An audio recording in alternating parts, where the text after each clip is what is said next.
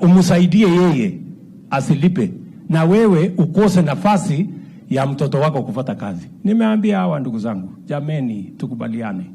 Sisi ambao tumebarikiwa tuko na mshahara, tunalipwa na ushuru ya hawa wananchi, tuwe na utu. Tukiambiwa make a small contribution, ili huyu mtoto wa huyu mwananchi ambaye anatulipa mshahara yetu kupitia kwa ushuru ile analipa, hata na yeye mtoto yake apate ajira kwa mambo ya affordable housing, na yeye apate nafasi ya kupata nyumba ile affordable, na yeye pia alipe badala ya mortgage 17% akuja hapo 5%. Tungangane hapo sisi wote. Iko makosa hapo? Nasikia watu wengi wananiambia, wewe bwana president, sasa hii kazi ya nyumba hii nilikuwa naongea na walimu jana. Walimu ananiambia sasa mimi nini yangu ni 30,000. Sasa 3% ni shilingi 900. Hii 900 sasa hii ni pesa mingi sana. Sasa mimi namuuliza, wewe mwalimu ndugu yangu, wale ambao watafaidika na hii fund ni watoto wa Kenya. Pengine hata mtoto wako ni mmoja wao ambao watapata ajira. Si ni kweli? Kama hatapata ajira kwa mjengo, pengine yeye ni quantity surveyor, pengine yeye ni fundi, pengine yeye anafanya kwa factory ya simiti, pengine yeye anafanya kwa factory ya chuma, pengine yeye ni transporter, pengine yeye anauza kwa hardware. Kwa sababu hiyo watu wote watafaidika na hii mpango. Mnanielewa? Iko makosa tukichangia watoto wetu wa Kenya 1,000,000 wapate ajira kila mwaka. Iko makosa tumefanya. That is all we are saying. Ili huyu mjamaa, si mmesikia huyu mungwana? Huyu mungwana ni mtu wa jua kali. Huyu namjua. Saa hii ako na nyumba pale Park Road, mahali wadosi wanakaa, hata yeye ako hapo. Kwa sababu ile nyumba anaishi tumepunguza gharama ya kujenga. Nyumba ambayo ingetukarimu shilingi milioni 15, sasa hiyo nyumba inatugarimu shilingi milioni 3. We have brought it down. We have removed the cost of the land, we have removed the taxes, we have reduced the cost of the construction, so that we can have a country where all of us are equal. Na unajua mimi sitaki kuwa mtu muongo. Nilisema tutapanga ajira ya vijana wetu, na hiyo ndio mpango, tupange ajira. Na nilikuwa na hao watu wote, tulikuwa na wabunge hawa, si tulisema mheshimiwa, tutapanga ajira ya watoto wetu. Sasa msiniruke bibi.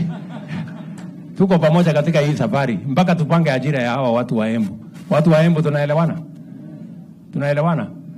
Ndio nasema tuwe na hii mpango ya housing, tuwe na mpango ya value addition agro processing, na hiyo ingine tuwe na mpango ya digital jobs, ili tuhakikisha kwamba tunapanga ajira ya vijana wa taifa letu la Kenya, because it is urgent for us to have a plan on how the millions of young people in Kenya have an opportunity to work for themselves, to work for their families,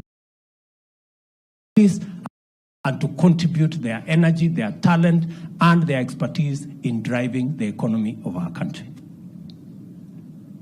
Sijui kama tumeelewana. Na niko tayari kujibu maswali. Yule mtu wako na maswali aniulize, because I am ready to answer. Karinda, si usemeko kitu.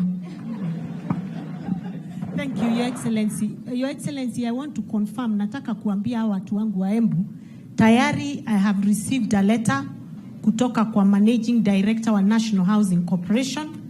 Ameniambia nimpatie majina ya vijana wetu mafundi, artisans, wote ndio waweze kuenda kazi pale tunaanza manyumba. Kwa hivyo what you're saying is true, mimi nimeona na macho yangu, and I want to promise you, sisi watu wa Embu, we support the housing project. Ama namna gani? Number 2, we support the project you are bringing here in Embu, kwa sababu bila hizo hatungekuwa tumefika mahali tumefika. na sisi tuko nyuma yako 100% to the projects that you are doing. I want to appreciate that, Your Excellency. Rigiji, semeko kitu. Hata hapa inahitajika ukweli. Yes sir. Ukweli ni kwamba Your Excellency, hao watu ya Embu shares yao kwa serikali yetu ni kubwa sana. Na kama kuna county inatakiwa ifaidike haraka iwezekanavyo kwa uongozi wako, ni county ya Embu. Kwa hivyo rais, tukiwa hapa kwa mambo ya ujenzi ya manyumba, we are in the right place. Hao mafundi wa Embu waende kazi, wapate kitu, wapange mambo yao. Na rais wetu, usijali makelele. Hawa watu wanapiga makelele, hata ukifanya nini hawezi ona. Kwa hivyo tungeuliza kama hataki kuona, wafunge macho, kazi iendelee. Na kwa sababu hawezi funga macho forever, wakifungua watakuta kazi imefanyika. Rais wetu, the truth of the matter ni ya kwamba affordable housing ni ya kumaliza mambo ya slums. We are inviting our detractors, if they find affordable housing cannot solve the issue of the slums, to give us their plan. Watuambie hii slums tutamaliza na njia gani. Your Excellency, affordable housing, as you have rightly put it, is to create employment for millions of our young people. These detractors, what is their plan for getting our young people employment? They don't just criticize without giving an alternative. Na pia rais hawa pia walikuwa na nafasi yao. Na hii employment tumekuta imeharibika, hakuna chochote walifanya. This housing program, Your Excellency, was part of our Jubilee agenda. Wakakuja, wakasabaratisha.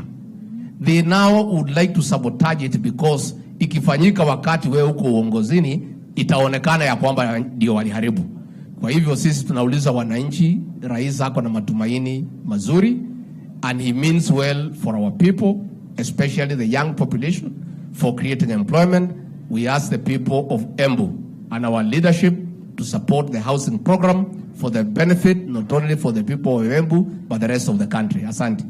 Aya. Nikitembea pale Munga ile Karemba ile Rukorire factory. Nimeongea na muungwana wa Rukorire factory. Nimemuuliza kwa sababu nimesema tunataka kutumia kilimo kuongeza pesa kwa mfuko ya mwananchi na pia kupanga ajira ya vijana wetu. Katika budget yetu ya mwaka huu, ile ushuru ambayo tulikuwa tunalipisha chai, tumesema kama serikali ya Kenya hiyo ushuru tunaondoa katika hii budget. Jambo la pili, ile packaging nimeona mnatumia hapa, hiyo packaging ni quality ya juu, kwa sababu tunataka kutumia kuhakikisha kwamba bidhaa zetu inakaa vizuri na hata tunaweza kutumia kuuza katika soko za nje. Pia kama serikali ya Kenya tumesema packaging material, ile material mnatumia katika packaging ya agricultural products, pia tumesema tunaondoa ushuru kwa packaging material, ndio wakulima wetu wapate nafasi ya kuuza mazao yao, kwa sababu packaging itakuwa bei ya chini na margin ya wakulima itaenda juu. Tumekubaliana vile vile na mambo ya maziwa hapa Embu, na nataka nishukuru huyu mjamaa Chake, anaitwa Chake. Wewe ni uko mbele sana, na nashukuru sana huyu jamaa, kweli alikuja mpaka kwangu huko akaniwekea mambo ya dairy. So sikujua ya kwamba umetengeneza hii kula. Sasa hii kula tutapangana na wewe, ndio hapa Embu tunalete coolers 20 mpya. Nimekutana na wakulima pale, wananiambia sasa kilimo ya maziwa wanataka kujipangia ufugaji vizuri, si namna hiyo? So sisi tutawasaidia, na tumekubaliana na processors wakiwemo KCC na wale wengine ya kwamba hata powder, milk powder ile tunaagiza kutoka nje, sasa tutatengeneza hapa nyumbani, na tutaanza kuuza maziwa yetu ikiwa poda, ikiwa processed katika soko ya Afrika Mashariki na soko ya Afrika. Huyu Moses Kuria nimemtuma, ameenda nchi 15 in the last 3 months, kuanzia Egypt mpaka South Africa, kupanga mambo ya soko ya wakulima wetu, kwa sababu hatuwezi kukubali ya kwamba watu wa kutoka Australia, sijui watu ya kutoka wapi, wanakuja kuuzia maziwa watu ya Kongo, na sisi tuko hapa. Kwani kazi yetu ni nini? Si hiyo ni soko yetu? Tutajipanga namna hiyo, na nyinyi mkae rada, wakulima mjipange hapo, na tumekubaliana hiyo mpango, tunaendelea pamoja. Kuna mama pale ako na swali, mpatie nini aniulize maswali. Your Excellency, sir, all protocol observed. My name is Tanya Ireri, a lady who started a business with 5 shillings. I'm here representing the youth, the hustler. My company does four services.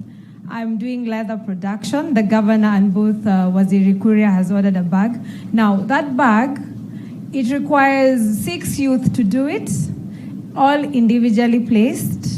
And I also do interior design. I employ 10 people to do housing. I've done gift packaging where I do 20,000 gifts. I employ 20 youths who are Form 4 leavers, dropouts. Now, we have a challenge, and I'm challenging you, Mr. President, sir. I want to say thank you, first of all, for the affordable housing. Unfortunately, wenye mnaniona hapa na kakatajiri, lakini niko nafungiwa hao juzi na tena na landlord. So after buying my land to set up a cottage industry for leather, I got broke. I got extremely broke. Most of you remember me kneeling down to Moses Kuria and asking him to bless me with the 10 million. Me niko msoto mbaya. But I want to say thank you for President Ruto, because this is quite a deal for the hustlers. Now, my challenge to the youth, as Moses Kuria quoted, and I'll quote him, Tanya is ahead of the government in innovation, and it's true. I'm a small-scale hustler. What I want to challenge after this project, Mr. President, sir, we set up, like in Embu, there's no cottage industry. The incubation sheds, as you call in Embu. In Embu and Mount Kenya region, we don't have kildi in Mount Kenya region. We are dying of drought. There are no food drying plants all over. It makes sense. Tunakufa na floods, tunakufa na famine. Na yet, tunatupa machakula mingi. So easy capis that have been set up. We need to set up drying plants. All these are creating jobs for the youths. Very good. Now, after we've done this project, what I want to propose to the government is we do affordable cottage industries. A lot of SMEs right here, they've done quite amazing jobs. They're the Steve Jobs. Steve Jobs started kwa garage. I started in my mom's house. I'm still in my house. That interview that you've just seen about me, that's my house. And a lot of people would like to have a central place. That kabag that Honorable Governor, Her Excellency has ordered, I went point A to do the branding, point B to do the material, point C to do the yani inafanya process zikwe fine. So huyu hustler mwenye anatry ku grow up angependa kaholka hii. Anaenda kwa Njuguna pale anafanywa branding, anaenda kwa Omera pale anafanywa cutting, anaenda kwa Chieng pale anafanywa stitching, anaenda kwa Njeri pale anauziwa lunch, anaenda kwa all this under one place. That's why I transitioned from Nairobi into Embu to set up something like this. I bought a land. I started with half an acre. I've just acquired 1.3. I'm yet to do the valuation. Mungu anipe kazi. When you visit my stand, I've just done a very amazing gift hamper for King Charles when he visits Kenya. That's a bag for him from Kenya, a bag for Camilla from Kenya, and all that it's for youths I'm trying to create jobs for. Thank you. So, and before I finish, Mr. President, allow me, and Madam, my governor, to allow me. This is my portfolio. I'm asking for employment in your government, sir. allow me to Okay, give it it's to okay. you. We'll pick your portfolio. That's okay. But I just want that great lady. I didn't get your name though. Tanya Ireri. Yeah, Tanya Ireri. Tanya Ireri is a great lady. Congratulations for what you're doing. I want a microphone to be given to this man called Moses Kuria. Tanya has said something that is fundamental. She's struggling to buy land. She's struggling to develop it. It is all in bits and pieces. She wants a place where she doesn't have to buy the land. She doesn't have to travel from this place to that place to consolidate her product. What is the plan, Moses, around the county aggregation and industrial park that will sort out Tanya's problem? Moses. Thank you, Excellency. First of all, unajua watu wa Embu, they are my in-laws. So, Murearo, very good. Your Excellency, the whole idea behind the county aggregation and industrial park is someone like Tanya, who is today actually an orphan or a nomad, business speaking, to find a home. And by the way, once we set up the Embu County Aggregation and Industrial Park, pale kwa kunaitwaje pale sasa? Mashanga. Mtu kama Tanya, ya kwanza atakuwa pale. Ya pili hata kununua hiyo shamba, atakuwa na nafasi yake hapo. Wale watu wote ambao wameexhibit leo, wale watu tulikuwa nao hapa mwezi ya 4, ile mpango tuko nayo na governor ni hao wote. Tukimaliza hiyo industrial park, tuwahamishe pale, tujue pahali wako, tuweze kuwatafutia soko pamoja. Na jambo lingine, na tunaongea na so many development partners. Once now we put all those SMEs, all those young men and women there, we then now try to solve the issue of capital. Because now we know where they are, and we can be able to finance them, the kind of money they are looking for, through our financial institutions like the SACCOs, through our development finance institution like KDC, where we are pulling all this money. Pahali Cherugui atawaachia na Hustler Fund, kama requirement ni kama hiyo 10 million, ambaye hawezi kutoshea kwa M-Pesa, sasa wanakuja kwangu na waondoa hapo na wapeleka mbele. Ya mwisho, Your Excellency, ni mtu kama Chake ambao tuliwagundua hapa wakiwa na Tanya when we came for the Embu Expo. Now, this is a problem that is happening. I took Chake, nikamwambia hiyo mashini yako upeleke pale Kirudi. Ana akapeleka Kirudi. Na nikauliza Kirudi, ile mashini about coolers tunaleta kutoka sijui wapi huko nje, give me a report showing hii ya Chake ni nini imekosa. Kwa sababu saa hii tutanunua mashini kutoka Poland, kutoka wapi, same quality ya Chake, na halafu tunamwacha Chake bila Chake. Na hapo ni shida. So Chake akaenda pale Kirudi, akapelekwa na kijana anaitwa Fred Nyanga hapa, tunamuita landlord. Kirudi wametoa report. Halafu sasa shida, Kirudi wamemwambia mashini yako iko sawa, sasa enda kwa mtu anaitwa KEBS upate certification. Nikamwambia Chake usiende huko KEBS. Nimeamulisha Kirudi, mtu akipeleka innovation yake pale, ni jukumu yetu kama serikali kwenda kumtafutia leseni zote, hata hiyo ya KEBS. Na pia tumwache akiwa na hata copyright patent. Jameni, leo nimepigiwa simu, copyright patent ya Chake imetoka. Ukijaribu kufanya hiyo copy utajipata kwa jela, because nobody else now except Chake can make a machine like that, because his intellectual property. Intellectual property sio mambo ya Nairobi, hata hapa Embu kuna intellectual pia. Asante sana Mheshimiwa Rais. Thank you very much. Nataka nimuulize the CEO of KIE if he's here. I saw him somewhere.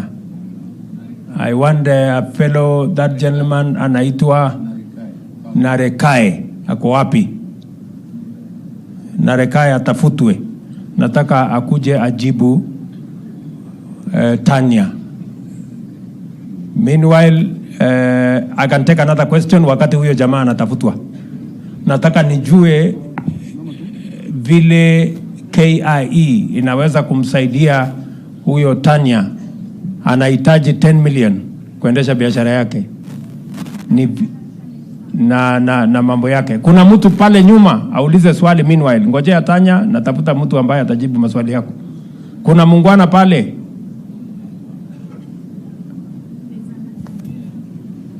Wapi huyo mtu? Huyo mwenye ako na kilo mingi huyo. Very good. Haya, patia yeye microphone naseme kitu. Just there. Patia yeye tu microphone hapo. Thank you, Your Excellency. My name is Elijah Chalo. And I come from Makueni. Thank you first for this opportunity. And my point is, I finished school in 2017 and didn't find a job. So I decided, let me have some place where I can get some small shop, because I used to broker laptops when I was in campus. And I have a friend who supplies. Now, when I went and found the shop, I asked my friend, what do I need, who sells, to be in this shop? And he gave me the requirements and I said, let me register. So now, my problem is, anytime you want, there's a disease that comes into every city. As Embu becomes a city, you see some funny money needs from people you don't know. Registrar of companies, you go to another, ukikakaa kidogo unaambiwa nataka certificate ya fire, ukikakaa kidogo unaambiwa nataka certificate ya branding, unakakaa kidogo unaona mtu mwingine anakuambia nipatie pesa ya shimo, unakakaa kidogo. So by the time you begin something, you are finished. And maybe the money I have is only 15,000 to buy for a small, it's actually a stall, not even a shop. Then I broke up, my friend gives me laptops. When I sell, I do. So I was thinking it becomes somehow straining. Is there a way you can find to help us, the young people, to just have a unified certificate where we pay for all those things once? Thank you. Very good. That is a very important subject by my good friend from Makueni. I think it's not just in Makueni, it is in every part of Kenya. Now, I know the county government of Embu knows what they need to do to try and get a single business permit that encompasses all those things in one shot. Can the county, Madam Governor, I am told the CEC trade should be able to answer that question. Jamal.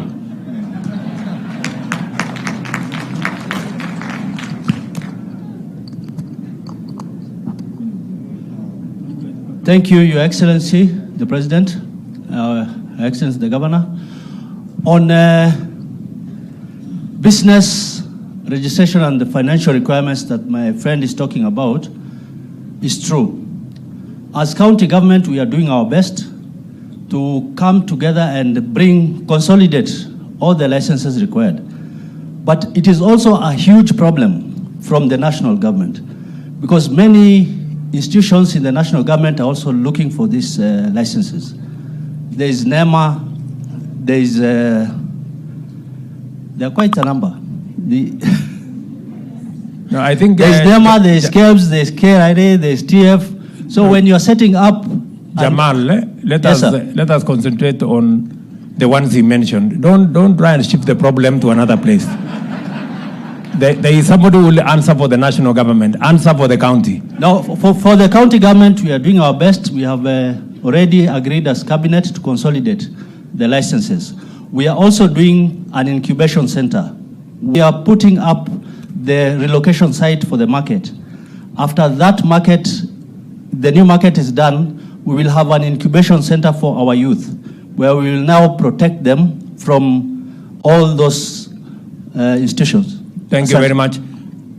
Can I Are you saying, Jamal, are you saying that the business people in Embu can take it from you? When will you have consolidated that business license into one, and that they will not be asked to come for this and that and the other? Your Excellency, we are committed to consolidate in the next finance bill. Asante. Thank you very much. We will take the proposal. The next finance bill is in by June. So, Apo, don't get confused. So, after July, August, mwanze kuuliza haya maswali. Kama mambo hiyo haijafanyika. On behalf of the national government, can somebody, Moses Kuria, you need either you or your peers should be able to answer on all the consolidation of the national government licenses, KEBS, NEMA, and all the others. What is the plan? Your Excellency, not only shall we consolidate, but we will work with the governor to ensure it is the same license of the county that answers for all those other licenses. Very good. Because mwananchi hataki kujua ati hii ni national government, hii ni county government. So we'll work to have one single business permit under an MOU between Embu County and national government. So hapo kwa hiyo finance bill, hata sisi tuko hapo. Haya, asante sana. Tutakuja kuulizwa maswali na wananchi, msifikiri ni mambo ya nini. Kuna muungwana pale, wacha ako na maswali. Alafu nitauliza ingine mbili, basi tumalizie hapo. Alafu tuende kibarua. Tunataka kwenda kulaunch maneno ingine huko mbele. Haya, huyo muungwana. Thank you, Your Excellency. My name is Wilson Omondi. I've traveled all the way from Kwale County. I'm dealing with affordable housing. I'm one of the beneficiaries of MSEA. I got funded in the previous government, and I'm able to start affordable housing. So currently, I'm dealing with the low-cost building blocks, and I'm building homes in Kwale County, as the way you see me. I've really struggled, and I've really developed some homes as a person, but I'm lacking the required finance and the documentation from the government to help me take my business next. My company is called Kawili Group Kenya Limited. If you happen to come to Kwale County and you ask for Kawili Estates, you'll be shown Kawili Estate is where. I'm the CEO of that company. I have a master's degree. I've really looked for a job, but I did not get the job. So I decided to start making bricks. And from the bricks now, I'm building homes. If you ask from the Ministry of Youth and the MSEA, they know my story. So Your Excellency, I request you to consider me also to give an advice or give me a space there in that affordable housing, because already, if you come to my stand there, I have some product that I can show you. Though you came there, but there was a hurry, so I could not get time to explain to you. Maybe in another time, I'll get time to share what I'm doing. I'm really doing a lot of job in Kwale County. Thank you, Omondi. Yes. Wanahinga, please get in touch with Mr. Omondi so that the plan we have on local housing, we see how he can be a supplier. You can see how Kenya is. That is Mr. Omondi from Kwale in Embu. That's quite something. I want the people from KIE. I saw Mr. Naregae somewhere. His Excellency, my name is Kombo Nyaga. I'm the one who's been brought in from KIE to speak.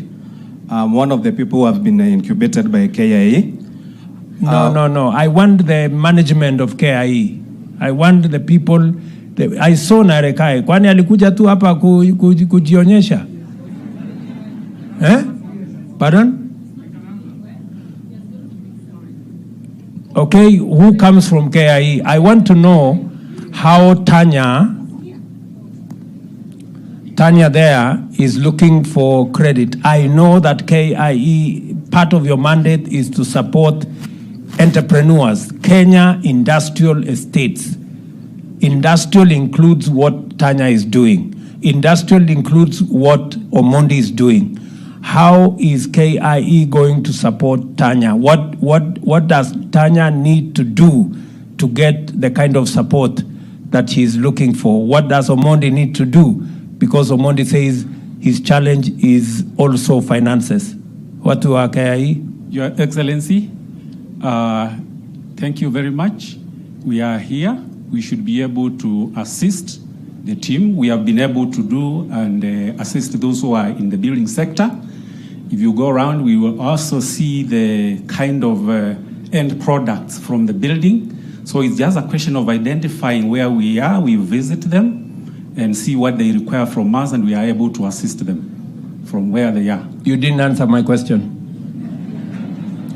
Tanya is a manufacturer, cottage manufacturer. Omondi is a manufacturer of blocks. They have shortage of financing. What can KIE do for them? What conditions do they need to meet to be able to get funding from KIE? Maybe the PS can help. Thank you, Your Excellency. KIE supports MSMEs in the manufacturing sector, in agriculture and all other value chains, including building and construction. KIE gives out loans up to 20 million Kenyan shillings, and that's alongside ticket that Tanya and Omondi here can be able to benefit from it. I think we are engineering, KIE and my CS, we are working on that to ensure that Tanya and Omondi do not have to pay any sort of collateral. And then the interest rate, they're able to be supported at a single digit, the way you have always advised. So what you're going to do is see how we can reach out to them and to make sure that they become part of our flagship project as part of our engineering strategy. Thank you. Okay, Madam PS, but you need to up the game of KIE. They don't seem to know what they are supposed to be doing. We are engineering. The fellow who was speaking there didn't exactly know what is going on. So, asante sana. Tuko na mama hapa. Huyu mama ako na macho ine. Asante sana mtukufu rais, mtukufu gavana au protocols observed. Kwa majina ni Frida Karani, hapa Embu wananiita Firirida. Naomba nizungumze kupitia kuwa mwenyekiti wa bodi ya wadhamini ya wanarika hapa Embu. Na ile jambo tunafanya sana na wanarika ni kuwa na midahalo ya jamii almaarufu community dialogues. Tulipokuwa na community dialogues, moja waliuliza kuhusu affordable housing. Yule ambaye si plumber na hawezi fanya kazi katika ile nyumba directly, je, wanaweza husishwa katika upandaji wa miti ile ku create the green environment around the houses? Pia wakauliza the issue ya waste management. Nyumba zinapojengwa kuna a lot of broken tiles, a lot of choppings za miti, za mawe, na wengine wao wana talanta hata za interior design. Na wakaomba ya kwamba serikali ifanye mpango maalum. Waseme ya kwamba kama ni mambo na waste management kutoka kwa ile nyumba, wapewe ile nafasi. Na pia wakauliza, na katika kuuliza pia wakafanya suggestion ambayo waliomba serikali iconsider. Je, kuna mpango wa kuhusisha vikundi vya wanarika katika house ownership? Manake wengine wanataka kujikuza like a youth organization. Nipeane mfano mzuri sana wa moja ambayo am chair of their body inaitwa EXO, Embu County Campus Students Organization. Wanaweza husishwa wa own nyumba kama hiyo organization. Na je, zile housing, ile project ikipatiwa the main contractor, can they be engaged kama subcontractors ndio hata wao waweze kusharpen their skills in contracting na mambo kama hayo? Asante. Bwana Hinga, I am sure you're competent to answer Frida's, you said your name was? Karani, Madam Karani. She has raised very pertinent issues. Maybe I can just tell Frida that, number one, if you are not the contractor, you may not be the engineer, you may not be the plumber, you may not be the carpenter, you may not be the mason, but you can also sell cement from the hardware. Unaweza kuuza msumari, unaweza kuuza wheelbarrow kutoka hapo ya hiyo mjengo. Pia unaweza kufanya hiyo umesema, unaweza kufanya interior design, unaweza kuwa subcontractor, lakini wacha huyu Hinga ajibu. Thank you very much, Your Excellency. This is a very pertinent issue which is at the heart of the affordable housing program. We have a group of young people who are doing exactly what you're saying. In Nairobi, they are called Jijenge. These are actually slum dwellers, and their job wanaokota takataka, the waste, especially plastic, and they've actually converted it into paving blocks. Na tumewapatia kandarasi. Tunawaita kandarasi mtaani. Kwa hivyo hata hapa Embu, wewe anzisha kandarasi mtaani, tutakupatia hiyo kazi. So that is the first thing that we want to do. The second thing, you see this gentleman here ambaye ni driver wa matatu, anaitwa Kigathi. Kigathi is another good example of what you are asking for. Kigathi wako na watu about 90,000 members. Watu madereva, makanga, watu ya kuosha gari. They have come together and they have formed an organization called Matatu Stage Workers Association. They are saving 300 shillings a day. That's what they want to save. That is almost 800 million a month. What they have is what is called strength in numbers. They have consolidated 300 shillings a day is a small amount. But when you look at the aggregation, these people have a very strong voice. And what they have done, they have become what is called bulk buyers. So kama sasa the next development pale Rongai, ambao si Rongai, pale Roiro, wamekuja kwetu sisi, wakasema as Matatu Stage Workers, we want to be guaranteed X number of units. Now because it is not rhetoric, they have wanasema, I have shown you the money, I have the money. Hata kama sio 800,000 utapata, 90,000 utapata, they can be able to get because they have got there. They can command because they have aggregated. And that is not a new phenomenon in Kenya. So please establish those groups. Remember, you are more than the people who have a payslip. You are almost 18 million. Jiwekeni kwenye vikundi, mwanze kuchanga pole pole, and like Kigathi who used to alikuwa naishi kule Zimmerman. Saizi he's a homeowner, kona nyumba ya 3-bedroom pale. Even you will get a house. Thank you very much. And maybe to mention is that you don't have to have a pay slip to benefit from low-cost housing. You don't have to work. You just have to contribute. Hata kama wewe ni mtu ya kuendesha hustle yako, anza kucontribute, na we are launching the Boma Yangu program in the next week or two. Tuhakikisha kwamba hata yule mtu ambaye hana ajira, lakini unaweza kusave kwa hustle yako kila siku 200, 300, 200, 300, mwisho wewe utapata kuown nyumba. You don't have to have a payslip. And we are going to explain to you how that is going to be a reality. Najua tuko na maswali mingi, si ndio? Lakini kwa leo, na niliona ni vizuri, wewe Mugunji unataka kusema kitu? Haya, wacha huyu Mugunji mchumbe wetu aseme kitu.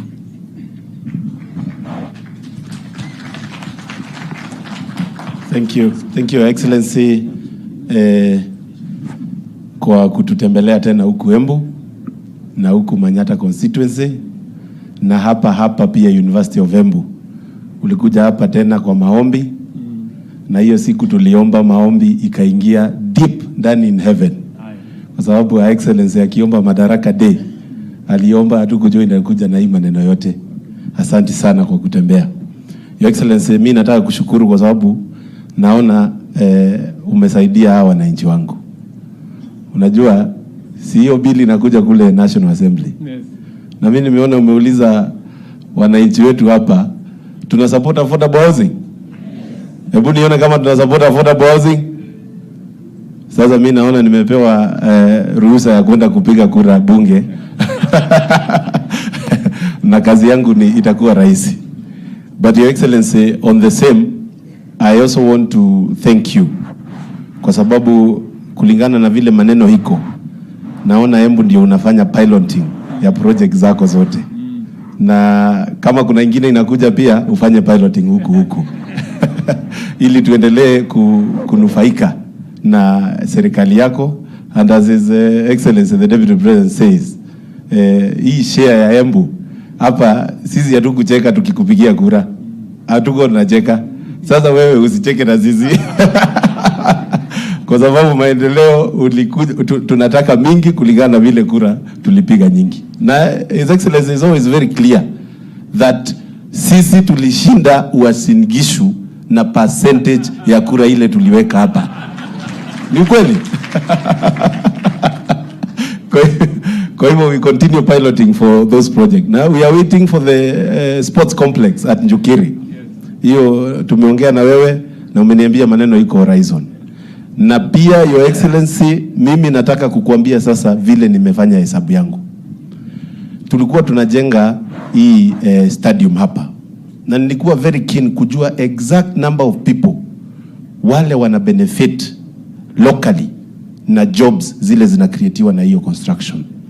Na in my own analysis, hapo karibu watu 250 wame benefit na hiyo construction of that stadium.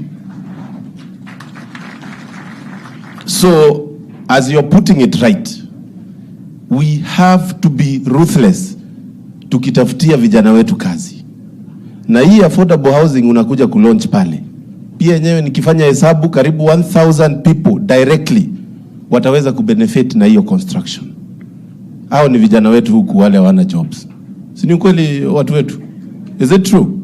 So we need to make Kenya a construction site. Ama ni aje? We need to make Kenya a construction site, na hiyo ndio kitu itafanya sisi wenyewe tuweze kupata nafasi ya wale watu hawana nini. Na Your Excellency, mimi nataka kukuongeza tu kitu moja. Hii Hustler Fund, kwa sababu imefika mahali sasa najua umeitest, umeona vile inakuja. Sasa me and Our Excellency hapa, and we have had this conversation many times, we are organizing everybody into cooperatives. Hata kule sokoni unaenda, tunawapangia cooperative huko. Kule unaenda huko jua kali, we are planning a cooperative. Hawa wakulima hawa, Your Excellency, mimi nimekaa chini hapa Manyata na nimepanga karibu 3,000 farmers wa macadamia, wa avocado na wa kitu inaitwa bananas. Na wote tunataka kuwaunda pia pamoja na Excellency cooperative. Tunahitaji nafasi ya kuhakikisha hawa watu hawatatengeneza cooperative waanze kupigana huko. Tunataka pesa. Kwa hivyo laini yako ya maneno, na ndio maana tunasema kwa sababu ushuru nayo lazima ilipwe. Hatuwezi kutuma kazi tukose kukupea tools za kazi. Tukikupea hiyo pesa irudi huko kwa cooperatives, tuweze kuhakikisha hawa watu wameweza kufanya kazi zao. Ya mwisho, Your Excellency,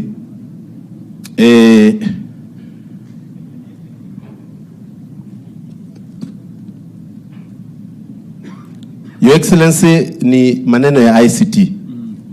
Na I'm very happy you are having the lead in the conversation on ICT. And with your partnership with Google and Facebook. Hapa vijana wengi sana, na this project is not new.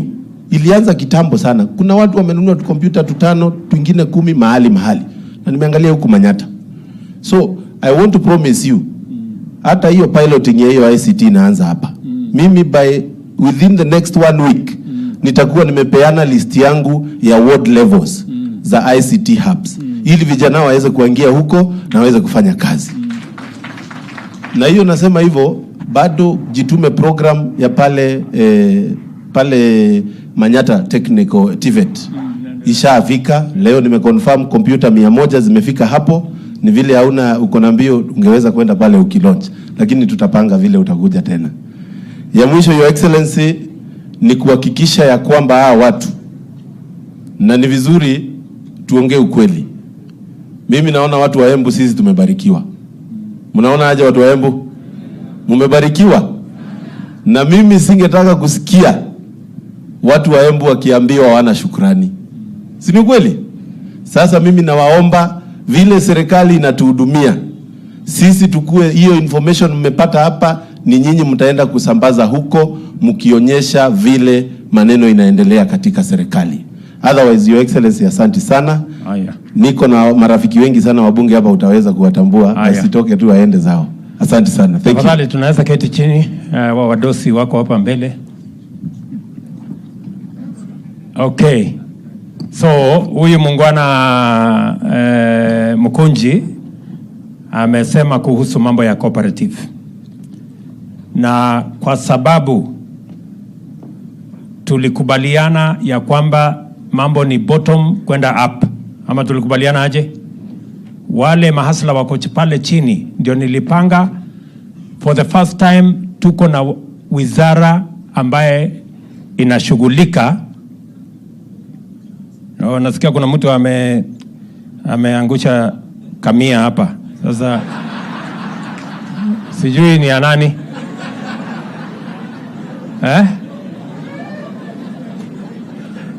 Kama imekosa mwenyewe, asante sana.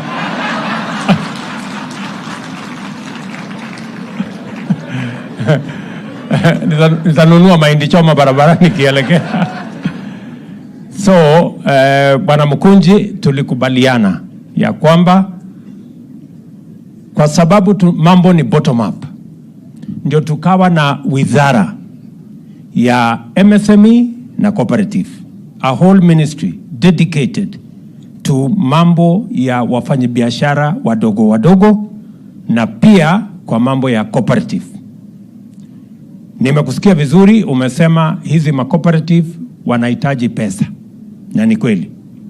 Lakini kabla ya pesa wanahitaji training. Mtu asipatiwe pesa akakuja akazama nayo. Lazima kwanza tufanye capacity building ya cooperators pamoja na management pamoja na members, ndio waelewe umuhimu ya kuja pamoja na waelewe vile ya kuendesha mambo yao mbele. And that is the responsibility of the ministry. Waziri yuko hapa, PS wake yuko hapa, na wale PS wawili, na wote kazi yao, they know their responsibility. Sindio waziri na Madam PS na PS mwenzako? So hiyo kazi tutashirikiana na nyinyi.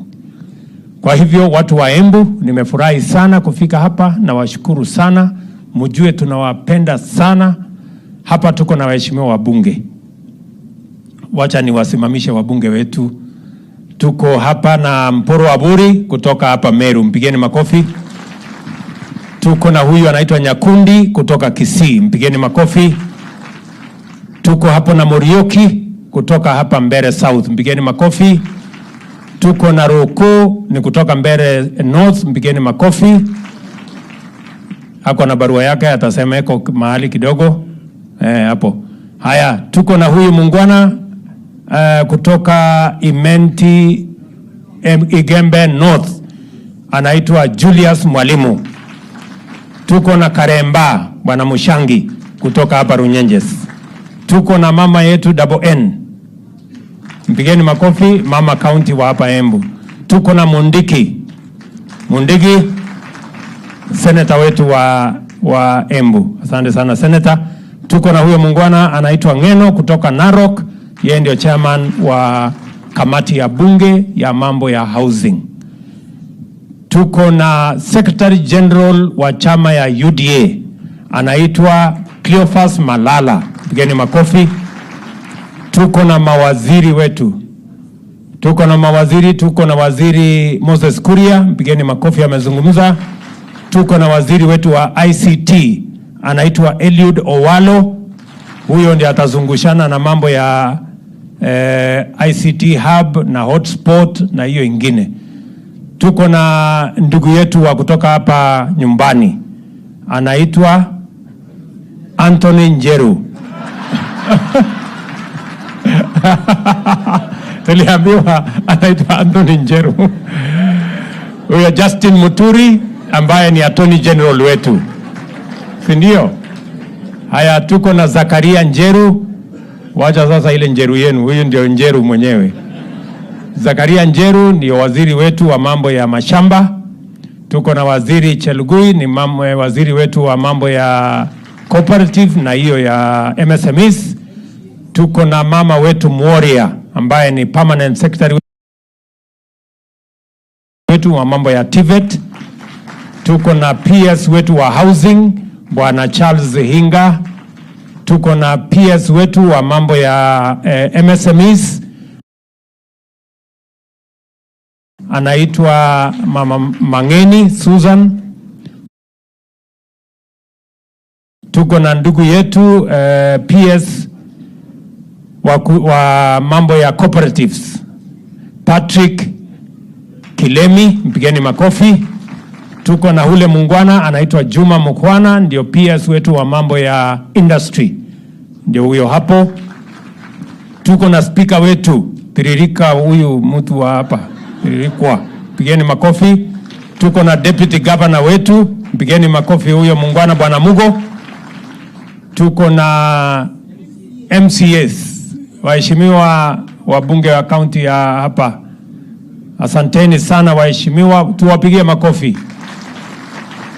Majina yao kidogo inanichanganya. Tuko na Kobole hapo, tuko na nani hapo, watu haya, asanteni sana. Na sasa tuko na wananchi wa hapa Embu, asanteni sana kwa kutukaribisha jameni, mjue tunawapenda sana. Mwadhani ya mwadhani. Tuko na Miss Tourism ya dunia mzima, huyo mrembo, pigeni makofi. Basi asanteni sana, Mungu awabariki sana na tunawapenda. Thank you very much. Haya basi, naomba sote